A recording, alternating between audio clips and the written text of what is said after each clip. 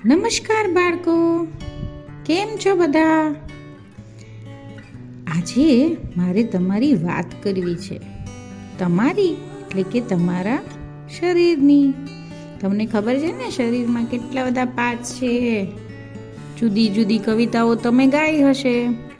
Head, shoulder, knees and toes એ ગાયું હશે. પછી ફિંગર્સની રાઈમ આવે છે એ પણ ગાઈ હશે. કઈ હતી એ યાદ કરાવો જોઈ. પોઝ કરી ને મને મોકલજો હો કે કઈ રાઈમ હતી ફિંગર્સની. યાદ કરાવું? Daddy finger where are you એ ગાઈ હશે. અને ગુજરાતીમાં નાના મારા પગ એ ચાલે છાના માના એ તો કેવી અજબ જેવી વાત છે. આ રાઈમ ગાઈ છે ને. આ બધા બોડી પાર્ટ્સ અને એના કામ શીખવાડવાની રાઈમ છે. પણ તમને ખબર છે કે આપણી બોડીમાં એક અંગૂઠો છે.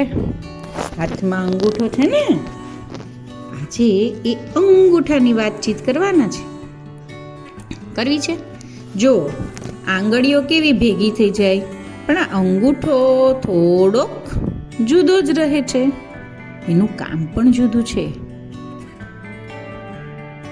આપણામાંય ઘણા એવા હોય, દેખાવે જુદા હોય, જુદું કામ કરતા હોય, પણ સાથે મળીને કામ કરીએ તો બધા જ કામ સરસ થાય. આ અંગૂઠો આંગળીઓથી જુદો કેવી રીતે થઈ ગયો એની વાત આજે કરીએ.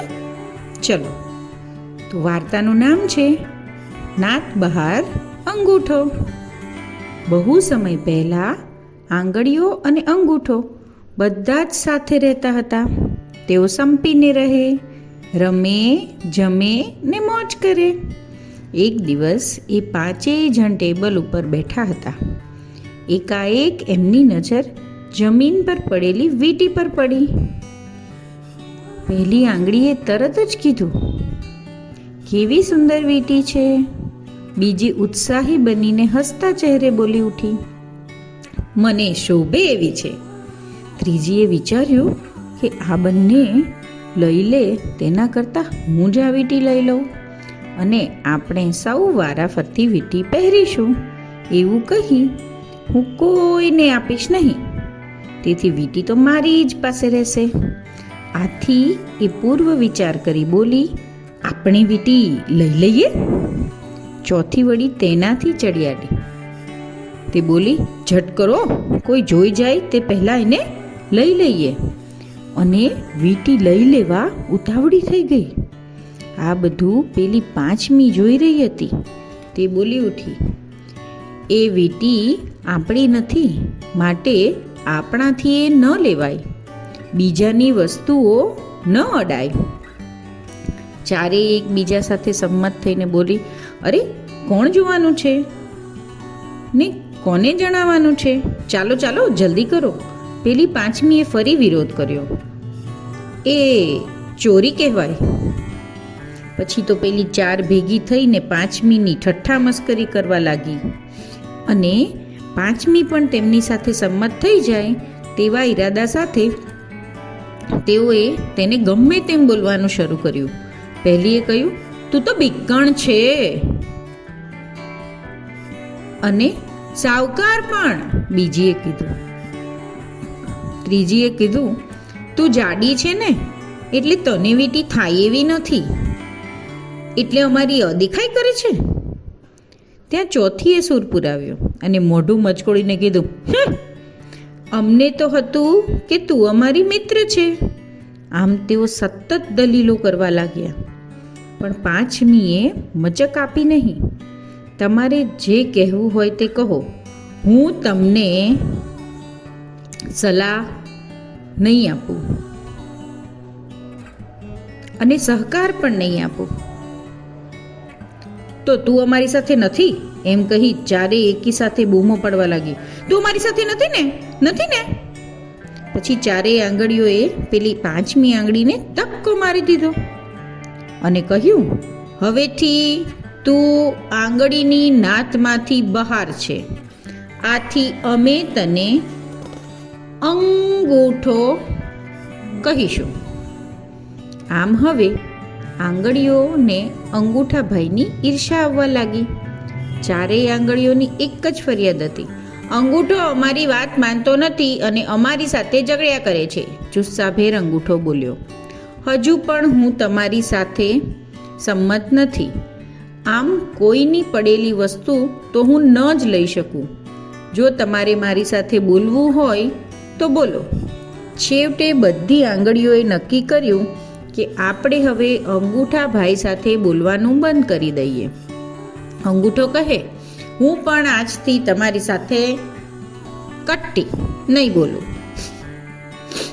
તમને પણ કોઈ પણ કામમાં મદદ નહીં કરું. અંગૂઠાભાઈએ પોતાનો નિર્ણય જાહેર કરી દીધો. શારીરિક ક્રિયા મુજબ પાણી પીવાનું આવે તો ગ્લાસ પકડવા માટે 4 આંગળીઓ ભેગી થાય, પરંતુ અંગૂઠો ભેગો થાય નહીં. કરી જુઓ તો ખાલી આંગળીઓથી ગ્લાસ પકડાય? અંગૂઠાનો સપોર્ટ હોય તો જ ગ્લાસ પકડાય ને. તેમ પાણી ન પીવાય. અંગૂઠો બોલ્યો: હું ગ્લાસ પકડીશ નહીં, હું કોળિયો લઈશ નહીં. તો કેમ જમવું? પેન્સિલ પકડવી હોય કે ચમચી પકડવી હોય, કોળિયો લેવો હોય કે ગ્લાસ પકડવો હોય, કાતરથી કંઈ કટ કરવું હોય કે માથીના રમકડા બનાવવા હોય, આંગળીઓ અંગૂઠા વગર કાંઈ ન કરી શકે. આમ અંગૂઠાના મદદ વિના શરીરને પાણી અને ભોજન પણ મળવાનું બંધ થઈ ગયું. પછી પેટભાઈને ખાવાનું મળતું બંધ થઈ ગયું. હાથ પગને, મોંને, જીભને, દાંતને, અન્ય બધા અંગોને શક્તિ મળવાની પણ બંધ થઈ ગઈ. શરીરના બધા અંગો ધીમે ધીમે કમજોર પડવા લાગ્યા. પેટ આ બધું શાંતિથી જોઈ રહ્યું હતું. આંગળીઓનું સમજણ વગરનું નકામું વર્તન જોઈને તેને શરીરના બધા અંગોની દયા આવવા લાગી.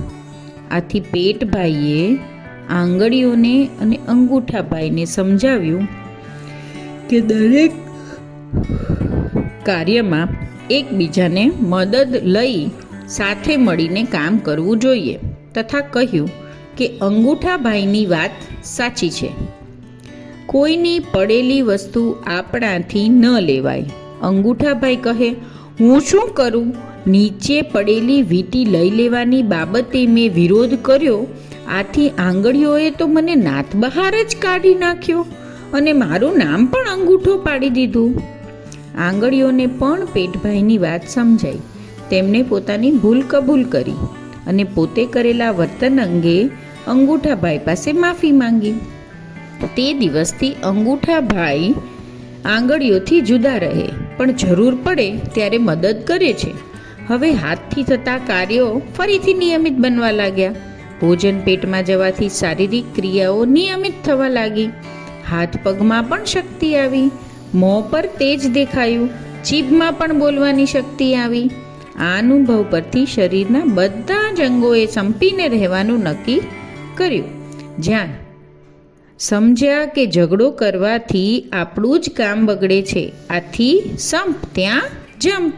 આમ અંગૂઠો આંગળીઓથી જુદો રહે છે, પરંતુ દરેક કાર્યમાં આંગળીઓને મદદરૂપ થાય છે.